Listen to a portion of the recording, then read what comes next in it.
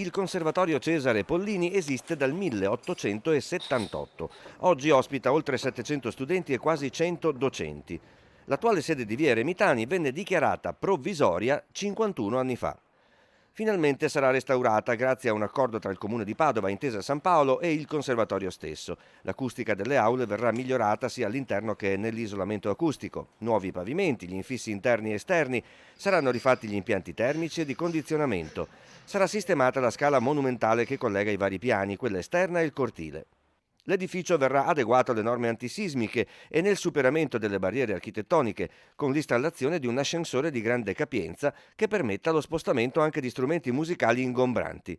1.800.000 euro li metterà la banca, come ha confermato il consigliere delegato di Intesa San Paolo Carlo Messina, intervenuto in videocollegamento alla presentazione del progetto. 1 milione il Ministero dei Beni Culturali. Un conservatorio di livello internazionale con i servizi all'altezza, insomma, perché noi abbiamo bisogno di aule studio. Spiegavo prima che abbiamo studenti che vengono dall'estero, ma se poi non gli do le aule per studiare nella stanza che hanno in affitto, magari condivisa con un altro studente, come fanno? È impossibile. Quindi logicamente se non ci sono i servizi non vengono neanche gli studenti. Al termine dei lavori, previsto per il giugno 2024, le aule di studio passeranno da 50 a 80, perché Intesa San Paolo restaurerà Palazzo Foscarini, di sua proprietà, adiacente al Pollini, 2.400 metri quadri su più piani, del 1625, che in passato ospitò l'esattoria comunale.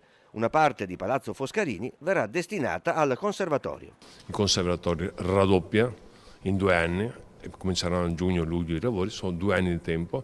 Ne nascerà un conservatorio al passo coi tempi, avete sentito in termini tecnici come lo spiegava prima il direttore, verrà veramente un grande conservatorio e potrà essere fatto anche, potranno arrivare altri musicisti.